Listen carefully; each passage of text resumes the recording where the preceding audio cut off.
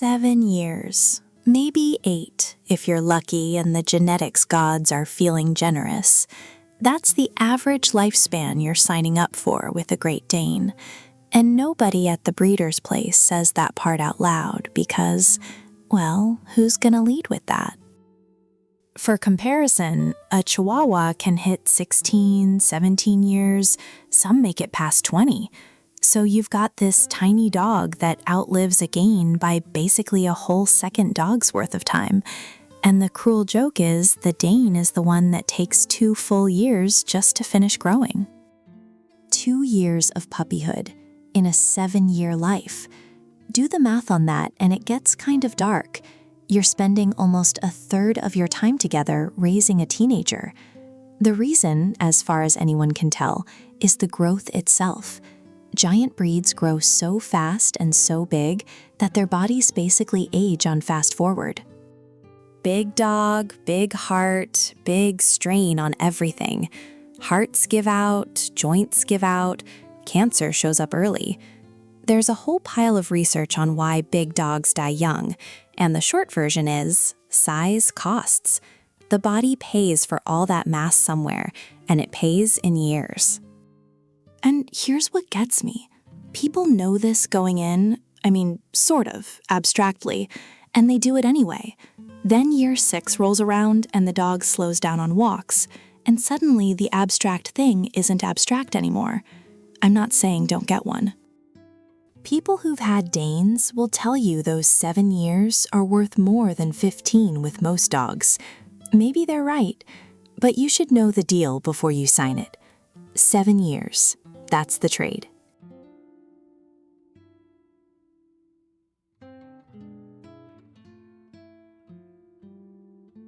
Your dog ate dinner at 6. Seemed fine. By 10, he's pacing, drooling, trying to throw up, and nothing's coming out. His stomach looks wrong, swollen, tight like a drum. That's bloat, and it's the single most time-critical emergency this breed faces. Recognizing it in that moment is the difference between a save and a tragedy. The window is hours, sometimes less. Here's what's actually going on. The stomach fills with gas, and then, and this is the part that kills, it twists, flips over on itself. The technical name is gastric dilation volvulus, GDV, but the mechanics are simple and horrible. Once the stomach twists, nothing gets in, nothing gets out, and the blood supply gets pinched off. Tissue starts dying. The dog goes into shock. The clock is running the second that twist happens, and Great Danes are the #1 breed for this. Not top 5, #1. That deep, narrow chest everyone loves the look of, that's the exact body shape that gives the stomach room to flip. Some estimates put a Dane's lifetime risk somewhere around 40%. Flip a coin, basically. Okay, a slightly friendly coin, but still. The only fix is emergency surgery. At midnight, at an emergency vet. You can guess what that invoice looks like. There's a preventative surgery, gastropexy, where they tack the stomach to the body wall so it can't twist. A lot of Dane owners get it done during the spay or neuter, while the dog's already under. If you take one thing from this whole video, honestly, it's that. Ask your vet about it, because Bloat doesn't send a warning letter. It just shows up one random Tuesday night.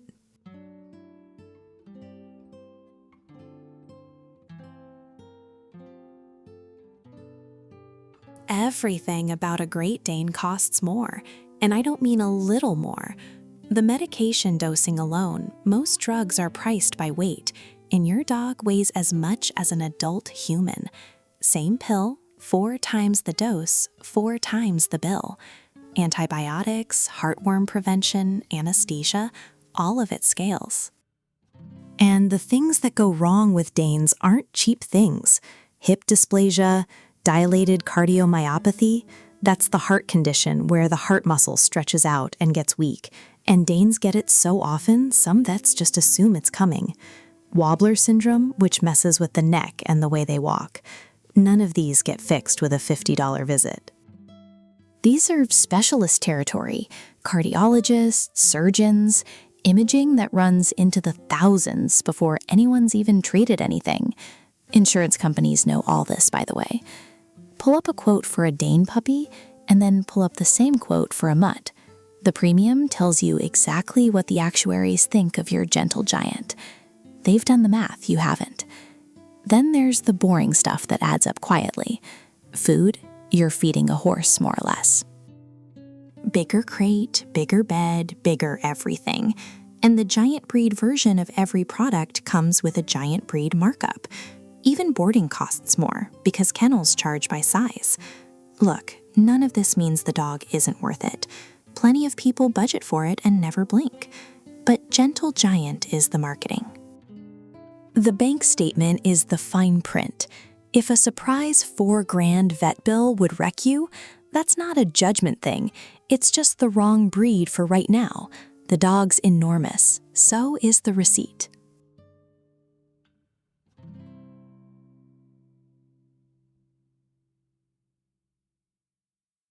A Great Dane puppy at 4 months is already bigger than most adult dogs, and that's exactly the problem, because inside that huge body are growth plates that won't fully close until somewhere around 18 months, sometimes 2 years.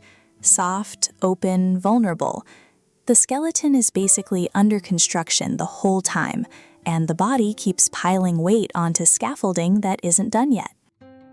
So you've got this puppy who looks like a horse and acts like an idiot, because he is one. Mentally, he's still a baby, and every dumb thing he does carries actual risk. Jumping off the couch, skidding on hardwood, roughhousing with the lab next door. Stuff any other puppy shrugs off can mess up a Dane's joints in ways that don't show up until later. And by then, it's permanent. And here's where people really get it wrong. They think big dog, growing fast, needs tons of food, extra calcium, extra protein, grow big and strong. No, that's backwards. Feeding a Dane puppy to grow fast is one of the worst things you can do. You want slow. You want him hitting that adult size late, not early. Too many calories, too much calcium, and you're looking at things like hip dysplasia, OCD lesions in the joints, developmental stuff with names you don't want to learn the hard way. The vet bills for joint surgery on a dog this size? Brutal. We're talking thousands per joint. So you spend the first year and a half basically playing defense. No long runs, no stairs marathons, no jumping. Careful food, measured out, large breed formula only, with a dog who has zero idea why you're ruining his fun. 18 months of saying no to a puppy the size of a person, that's the entry fee.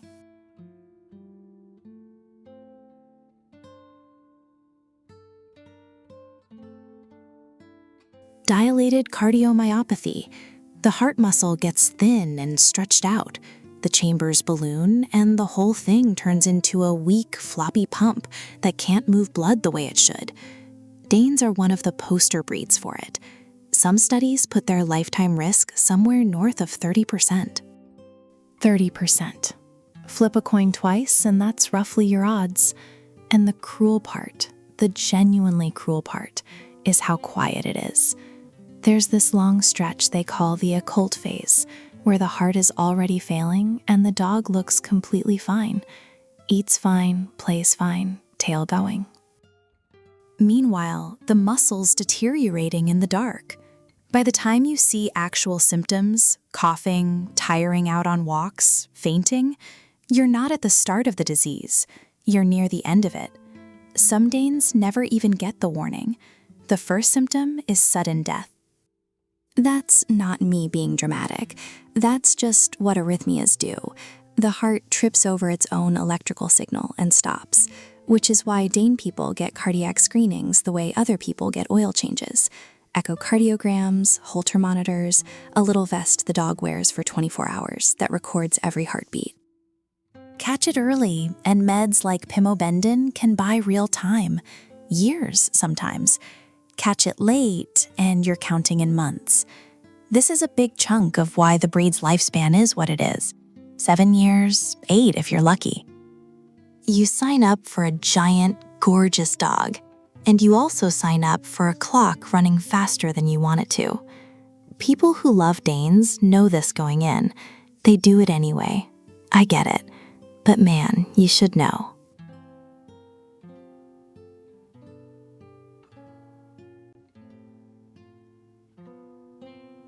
Happy tail? Sounds cute, right?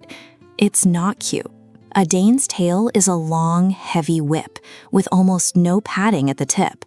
And when he's happy, which is constantly, he's slamming it against door frames, table corners, walls.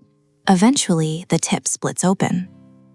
And then he keeps wagging because he's still happy. So now you've got an open wound on the end of a whip, painting blood across your walls, your ceiling, your kitchen cabinets, in these long arcs like a crime scene. People wrap the tail, the wrap flies off, the cycle repeats. Some cases end in partial amputation because it just will not heal from wagging, and that's just the tail. The rest of the dog is also a demolition unit. The head's at counter height without even trying. They don't countersurf. They just look at the counter and the sandwich is at eye level. The tail clears coffee tables in one pass. Wine glasses, remotes, your kid's Lego build, gone. A Dane turning around in a hallway is basically a truck doing a 3-point turn. Then there's the drool. Some Danes are moderate, some are not. They shake their head and ropes of slobber go airborne and land places you find 3 days later. On the ceiling, up the window, on a guest. You start keeping drool towels in every room the way other people keep coasters, and you stop apologizing for it because it's just the weather in your house now. None of this is the dog misbehaving, by the way. That's the part that gets you. He's being good. He's being gentle even. Gentle at 140 pounds just costs more.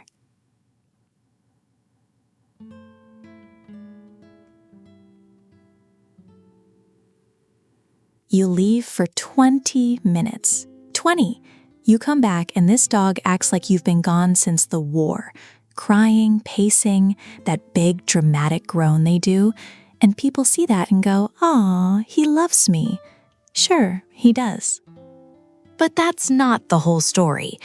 Great Danes were bred to work with people, right next to them. Boar hunting, estate guarding, always with a human attached.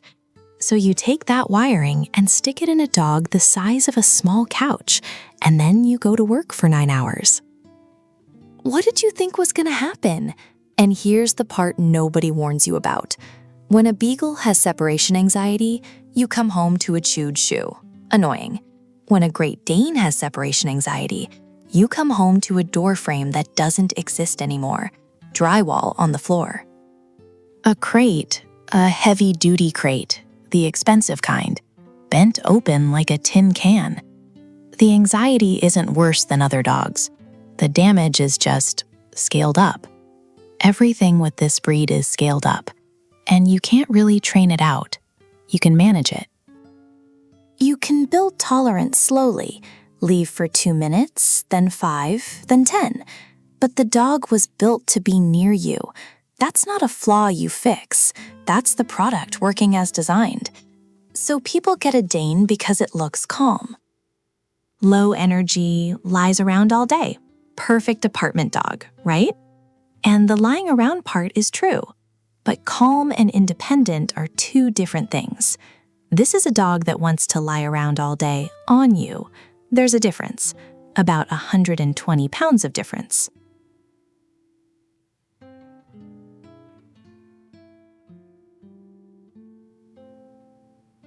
A growing Dane puppy can put away 2,000 calories a day.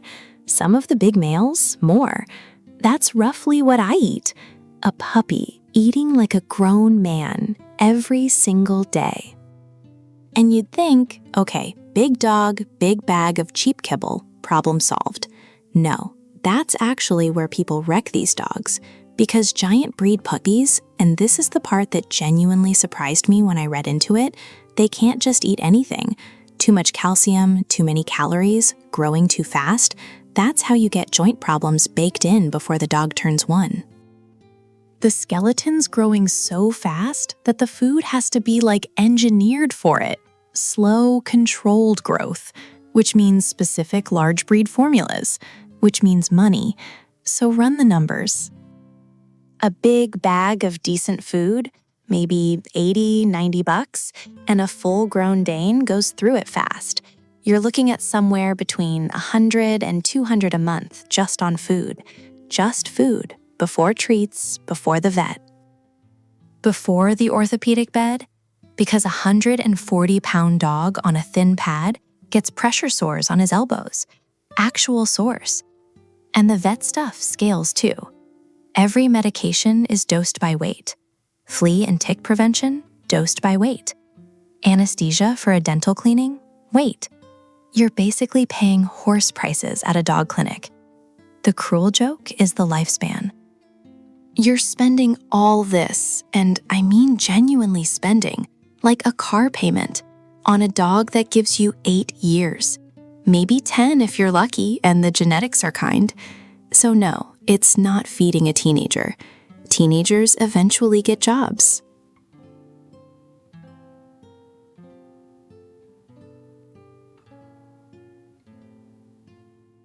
Danes don't sit next to you. They lean. Full body weight, shoulder into your hip, like a tree deciding to rest on you. And at 6 months, it's adorable. 40 pounds of puppy pressing into your leg. Fine, charming. Take a photo. Now do it at 150, because the dog doesn't know he got bigger. That's the thing. There's no moment where a Dane goes, I should recalibrate.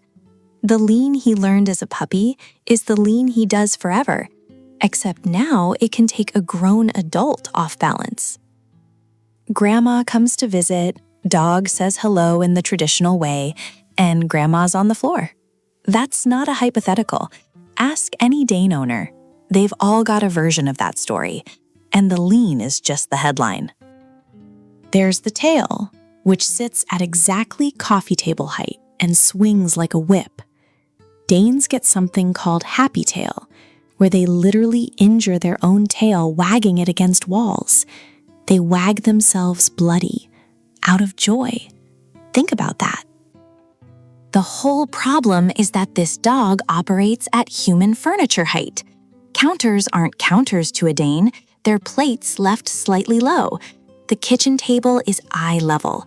Nothing in your house is out of reach, because there is no out of reach. So you have to train this dog like the size already happened. Teach the puppy as if he's already 150 pounds, because in about a year he will be. And whatever habits you let slide are now habits with mass behind them. The lean isn't going anywhere. Your job is just making sure it's the worst thing he does.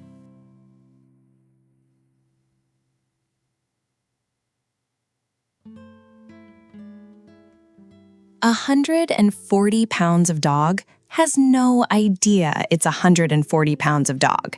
None. The Great Dane's self-image is stuck somewhere around beagle-sized, and it never updates. So you get this animal that genuinely believes it can sit in your lap, believes it, will attempt it daily. And look, that's cute on the internet. It's less cute when the lap belongs to your 6-year-old. Because here's the math nobody runs before bringing one home. Your average 8-year-old kid weighs, 55, 60 pounds? The Dane is more than double that. So when the dog gets excited and does the happy lean, that thing Danes do where they just sort of pour their whole body sideways into whoever's closest, a grown adult braces and absorbs it. A kid goes down, not from aggression, from physics. That's the part that messes with people. There's no bad intent anywhere in the equation. The dog is being affectionate. The dog is being gentle, by its own standards, and someone still ends up on the floor. A tail at full wag sits at exactly toddler head height. A casual turn in the kitchen sweeps a counter clean. The dog steps on your foot, and it's not a funny little ow, it's a real one. You feel that for a minute. So you end up managing the dog like furniture that moves. You learn where it is at all times. You teach the kids to brace, which is a weird thing to teach a kid about their own pet. None of this is the dog's fault. The dog's just living its beagle life in a pony body. But you signed up to be the physics referee forever. Nobody puts that in the breed brochure.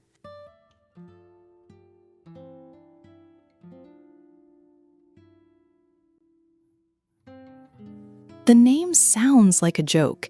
It is not a joke. Happy tail is what happens when a long, heavy, fast-moving tail meets a doorframe at full wag, over and over, same spot, every single day, until the tip splits open. And a Dane's tail is basically a whip. It's long, it's thin at the end, there's almost no fat or fur padding the tip, just skin stretched over bone. So when the dog gets happy, and Danes get happy about everything, that's kind of their whole deal, that tail is hitting walls, table legs, door frames, your shins at genuinely impressive speed. Eventually, the tip cracks, and now you've got a bleeding wound on the end of a whip. Think about what that means for healing. Every wound needs to be left alone to close up. This wound is attached to the single most enthusiastic body part on the most enthusiastic dog alive. The second the dog feels good, which is constantly, the tail goes, the scab rips open, and there's blood on your walls. Like actually on your walls. Ceiling sometimes. People walk into a happy tail house and think something terrible happened. Something did. The dog was glad to see them. You bandage it. Tail whacks something, bandage flies off. You try foam, pool noodles, padded sleeves. There's a whole cottage industry of contraptions for this. And the dog defeats most of them in an afternoon. And for the stubborn cases, the fix is amputation. Partial, usually. You dock the tail of an adult dog because it loves things too hard. That's a real conversation people have with their vets. Over happiness. That's the injury. Caused by joy, reopened by joy, sometimes ended by surgery.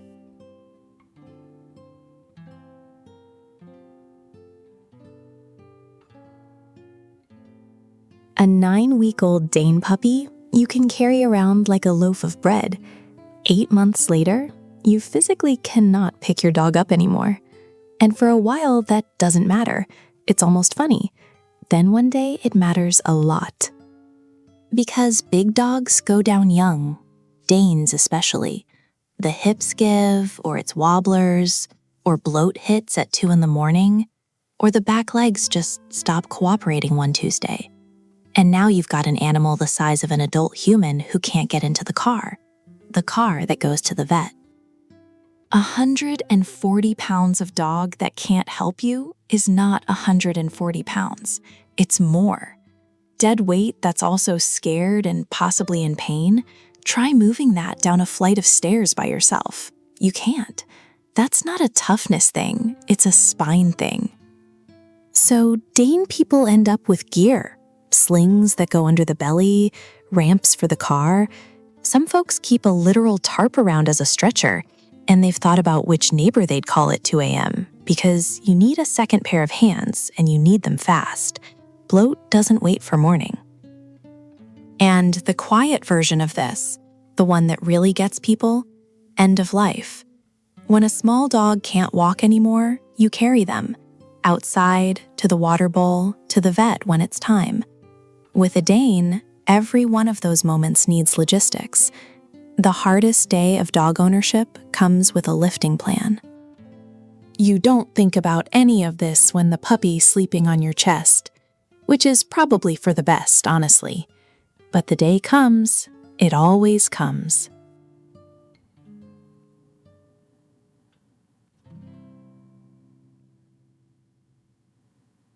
The vet calls it cervical spondylomyelopathy.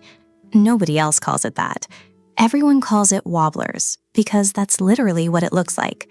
Your dog stands up one day and the back legs don't quite get the message. They sway, they drag a little, like the back half of the dog is walking on a boat and the front half isn't. And Danes are the poster breed for this. Dobermans get it too, but Danes get the young version, sometimes before they're even done growing. You've got a dog that's not even 2 years old, and the neck vertebrae are compressing the spinal cord. Which is, the spinal cord. That's not a give him some joint supplements problem. That's surgery or manage it forever territory. The cruel part is how it starts. It's subtle. A little clumsiness, a weird stumble on the stairs. And Dane owners are used to clumsy. These dogs knock things over for a living, so people write it off. For months sometimes. Oh, he's just a goofball.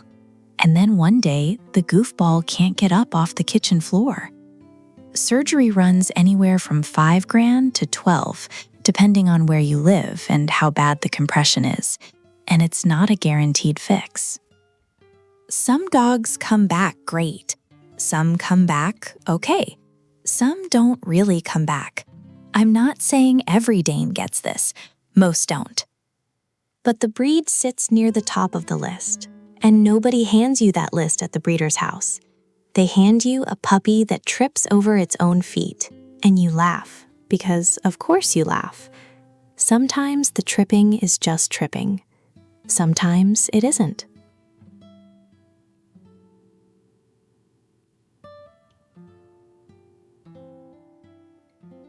£40. That's the weight limit on most pet-friendly apartment listings. Some generous ones go to $60. A Great Dane blows past that before it's 6 months old. So you're apartment hunting with a Dane, and the conversation dies fast. Doesn't matter that your dog sleeps 20 hours a day. Doesn't matter that the neighbor's beagle barks more in one afternoon than your Dane will all year. The landlord sees the breed, does the math on a 140-pound animal in a one-bedroom, and that's it. Door closed. And honestly, I get the logic, even if it's wrong. A landlord's never met your dog. All they know is big dog, big damage potential, big liability if something goes sideways. Some insurance companies straight up list Danes on their restricted breeds, which is kind of insane when you think about what Danes are actually like. But the actuary doesn't care what they're actually like. The actuary cares about the size of the bite radius. Here's where it gets genuinely unfair, though. The dogs causing most apartment chaos are small. The destruction, the noise complaints, the carpet damage, pound for pound, the little guys are worse. A bored Dane mostly just lies there, taking up the entire couch like a deflating horse. But you can't argue actuarial tables with a property manager. So Dane owners end up paying extra deposits, writing pet resumes, yeah, that's a real thing people do, a CV for the dog, and getting reference letters from previous landlords. And plenty of Danes end up in shelters for exactly this reason. Not behavior, not health, housing. The owner moved, couldn't find a place, and the dog paid for it.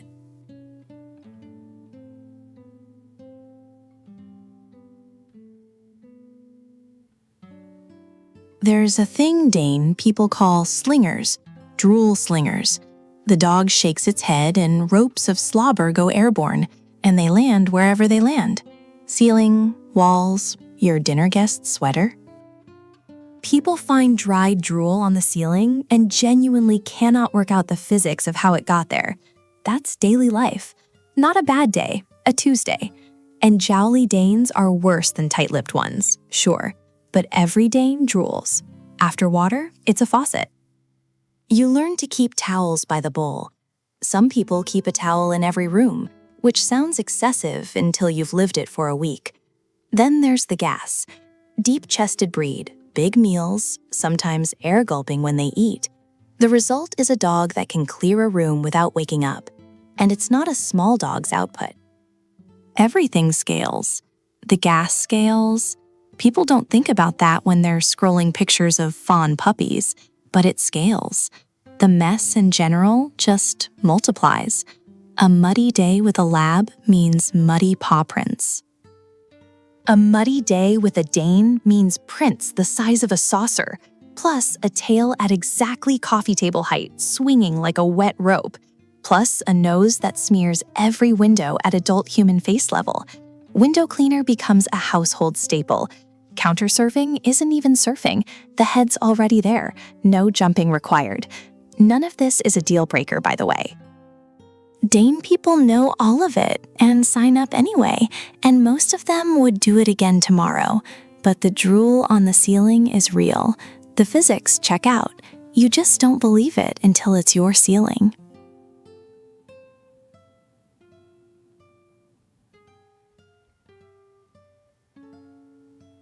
Osteosarcoma. That's the word.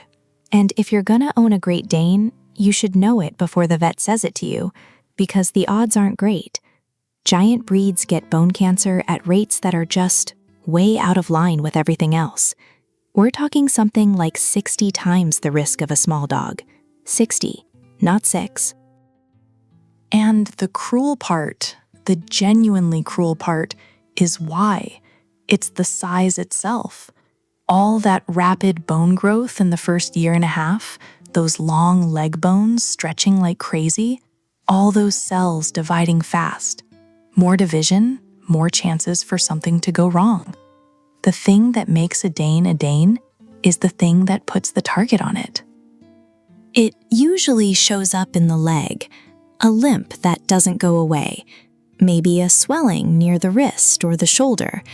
And people wait because dogs limp all the time, right? Pulled something at the park, whatever. With a Dane, you don't wait. A limp that hangs around for more than a week or two gets an X-ray, period. Here's where I'll be blunt, because the brochures won't be.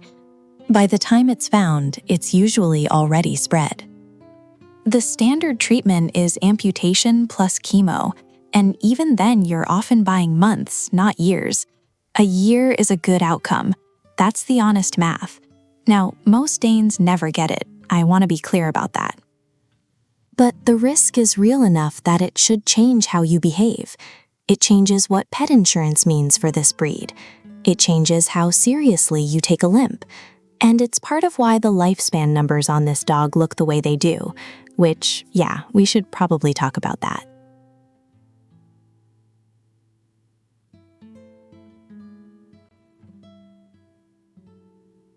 A Dane puppy's growth plates don't close until somewhere around 18 months, sometimes 2 years.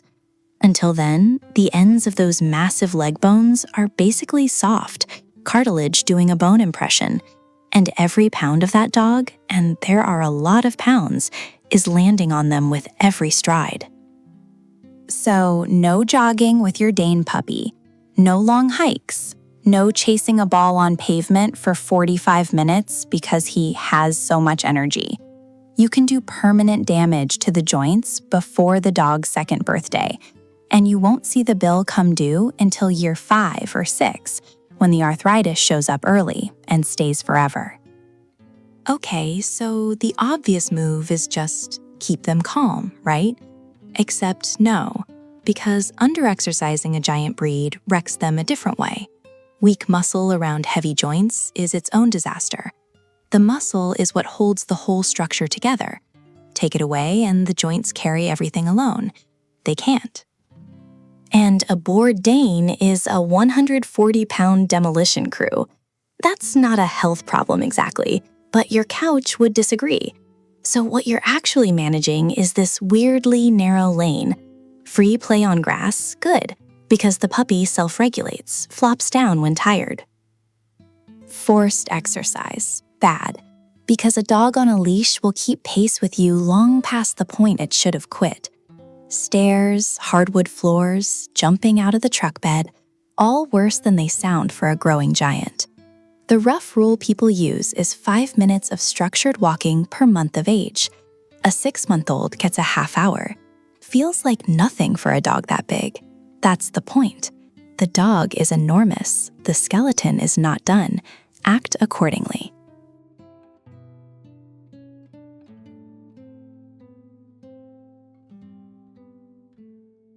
Other dogs countersurf.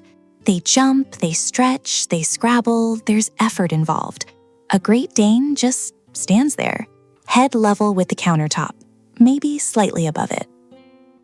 The Sunday roast isn't being stolen. It's being collected, casually, like rent. And you can't really train your way out of geometry. I mean, you can train leave it, and you should. But the standard advice for counter surfing assumes the counter is an achievement. For a Dane, it's just the floor, but higher. The thing is right there at mouth height all day. You're asking the dog to ignore a buffet at face level forever, and dogs are not built for forever. So the actual answer is boring, management. Nothing stays on the counter. Not the butter, not the defrosting chicken, not the loaf of bread you figured was pushed back far enough. It wasn't. A Dane's neck reach goes well past the backsplash. The back of the counter is a myth. And the stakes are higher than a stolen sandwich, because the stuff that ends up on counters is the stuff that hurts dogs. Grapes, chocolate, onions in the pan. A whole tray of brownies isn't a funny story at this size. Well, okay, it might be a slightly less dangerous story than for a beagle, body weight and all that, but you're still calling the vet. Table edges aren't safe either. Stovetops aren't safe. I've read accounts of Danes turning on burner knobs with their chests just by leaning. The kitchen basically has to be run like the dog is a very tall toddler who never grows up, because that's what it is, a toddler with a 40-inch reach for 10 years. Well, 7-8, we'll get to that.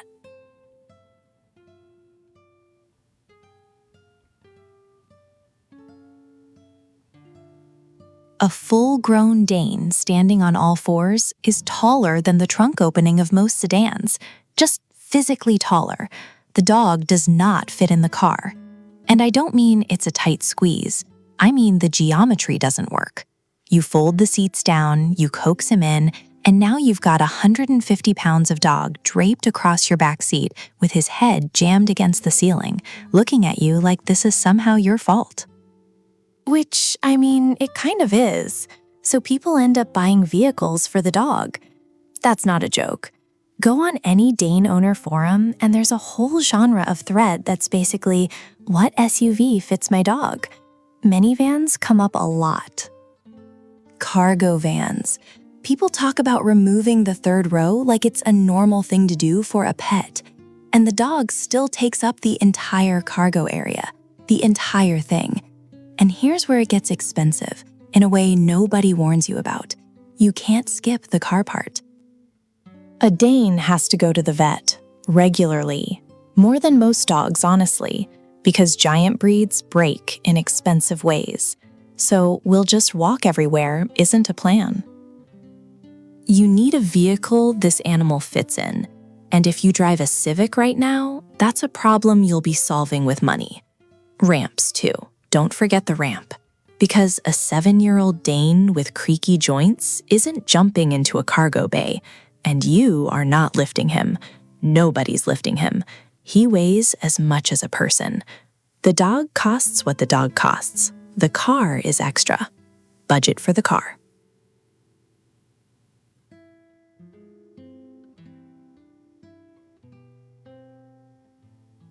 Giant breeds metabolize anesthesia differently, and a lot of vets, good vets, careful vets, still dose by body weight, which sounds logical, right? Bigger dog, more drugs, except Danes are lean for their size, low body fat. So if you calculate the dose off raw weight, you can overshoot, sometimes badly, and owners find this out at the worst possible moment. The dog goes in for something boring, a dental, a lump removal, getting fixed. And the conversation beforehand includes this little aside from the vet about elevated anesthetic risk in giant breeds. And suddenly, the boring procedure doesn't feel boring anymore. There's also the heart thing. Danes have a genuinely ugly rate of dilated cardiomyopathy. The heart muscle gets thin and weak, and a dog can be walking around with early-stage DCM showing 0 symptoms. None. Looks great, eats fine, plays fine. Then he goes under. The anesthesia stresses the cardiovascular system, and a problem nobody knew existed shows up on the table. Which is why good vegs push for a cardiac workup before surgery on a Dane, an echocardiogram sometimes. That's hundreds of dollars before anyone's picked up a scalpel. So a routine procedure on a Dane is pre-op blood work, possibly a heart scan, careful drug selection, and a vet team that knows giant breeds. And you should actually ask, how many Danes have you put under? It feels rude. Ask anyway. None of this means surgery is a death sentence. Most Danes do fine. But most do fine is doing some quiet work in that sentence. And owners who hear routine and stop listening are the ones who get blindsided. There's no routine with this breed. There's just managed risk.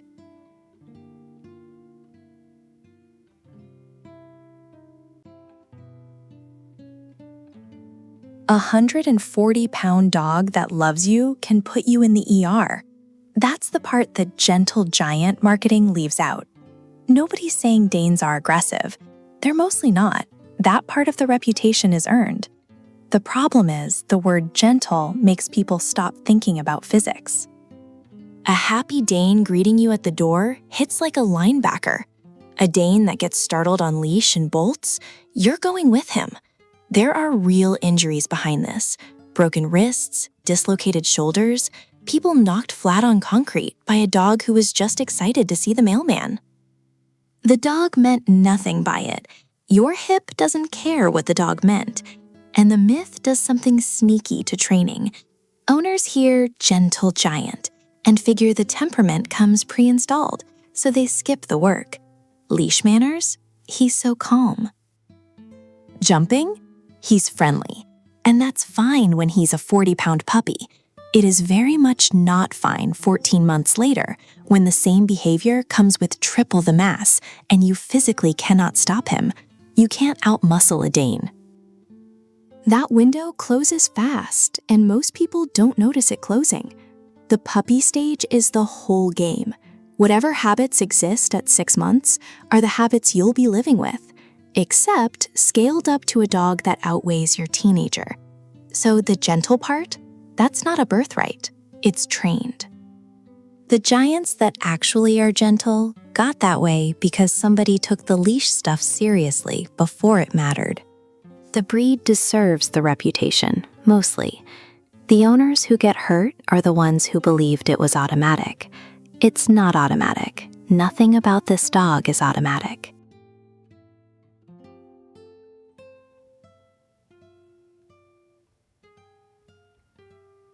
A Dane is middle-aged at 4. 4. Most dogs at 4 are still doing zoomies and eating socks, and your Dane is already getting gray around the muzzle and thinking twice about the stairs. That's the part the breed pages kind of mumble past. They'll say shorter lifespan in one line and move on, but they don't tell you what it actually looks like, which is a dog that ages on fast forward right in front of you. The puppy phase takes forever. We'll get to that. And then adulthood just compresses. By 6 or 7, you've got a senior dog. The hips stiffen up, getting off the floor becomes this whole production, this slow motion negotiation with gravity. And because the dog weighs as much as a person, every little decline is amplified. A lab that's a bit creaky can still hop in the car. A creaky Dane needs a ramp, and maybe you too, lifting 140 pounds of dog who's embarrassed about the whole thing. And here's what I think actually messes people up. It's not the math. Everybody can read 8 to 10 years on a chart. It's the speed of the transitions. You get maybe 2-3 years of prime adult dog. That's it. That's the window. Blink and you're in the senior years, buying joint supplements and watching them choose the shorter walk. People say the time with a Dane is concentrated, like that's a comfort.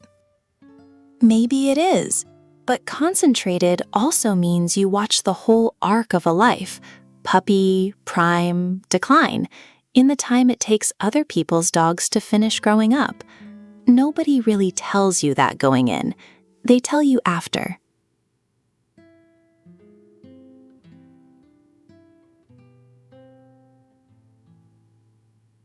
8 years, maybe 10 if you're lucky and the genetics are kind. Some lines 6. That's the deal you're signing, and most people sign it while looking at a puppy, which is exactly when your brain refuses to do that math. But okay, the part nobody talks about, the genuinely unspoken bit, is the logistics. When a small dog is at the end, it's heartbreaking, but it's manageable. You carry them, you hold them in your lap at the vet. When a Dane is at the end, you have a dog the size of an adult human who can't stand up anymore. Getting them into the car becomes a 2-person job, sometimes 3. Some people end up calling a mobile vet to come to the house, partly for the dog's comfort, partly because, honestly, there's no other way to move them. And then the money. End-of-life care scales with body weight, and nobody warns you.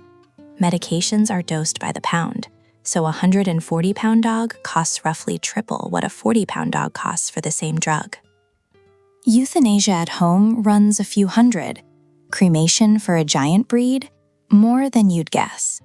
Some places charge by weight tier, and a gain sits at the very top of the chart. You're grieving, and somebody's handing you an invoice with a surcharge on it because your dog was big. I'm not saying any of that should change the decision. I think the people who love this breed would pay it twice. But there's something about the size of the goodbye matching the size of the dog that you can't really understand until.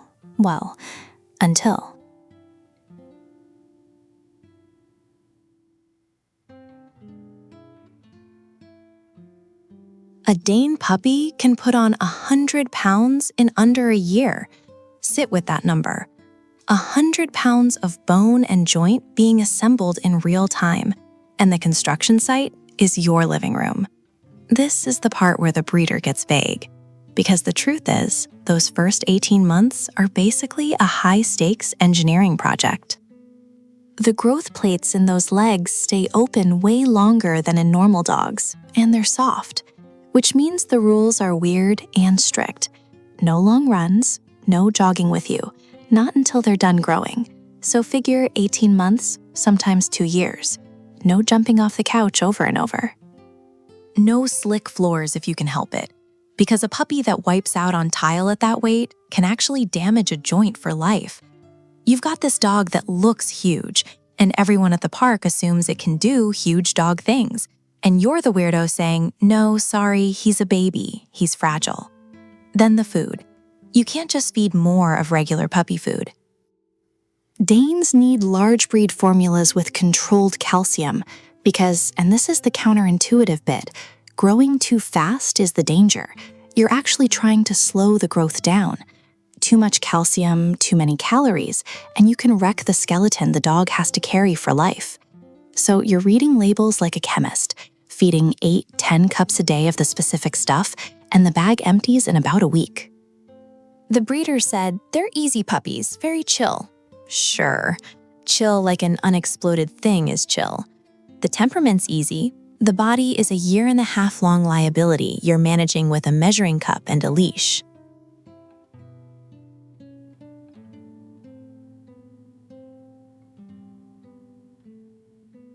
A Great Dane gets, 8 years? 9 if you're lucky. Some don't make it past 6. And that dog spends those years, every single one of them, being exactly who you needed him to be. Calm when you wanted calm. Gentle with kids who pulled his ears. Folding 150 pounds of himself onto a couch corner because that's where you were. And what does he get back? That's the question, honestly. Because everything we've talked about, the joint stuff, the bloat risk, the short clock, the fact that the world isn't built for a dog his size, none of that is his problem to solve. It's yours. You signed up for it the day you brought him home. He didn't sign anything. So feed him right, not the cheapest bag at the store, right? Learn what bloat looks like before it happens, not after, because after is sometimes too late, like hours too late. Get the vet visits done even when he seems fine, because Danes are stoic, and seems fine means basically nothing with this breed. Give him a real bed. His joints are carrying more weight than most adult humans, and he's doing it on a skeleton that grew way too fast. The floor isn't good enough. And be there for the hard part, because there's going to be a hard part. The years go fast with these dogs, faster than feels fair. And one day you're going to be sitting with a gray-faced giant who can't get up the way he used to. Don't check out. Don't get busy. That's the part of the contract people skip reading. Look, this dog gives you everything he has. All of it. No negotiating, no holding back, no keeping score. The least you can do is hold up your end. He's not a statement piece. He's not a conversation starter. He's a family member with a short clock and a huge heart. And he picked you. Well, you picked him, but try telling him that. Be the person he thinks you are. That's it. That's the whole job.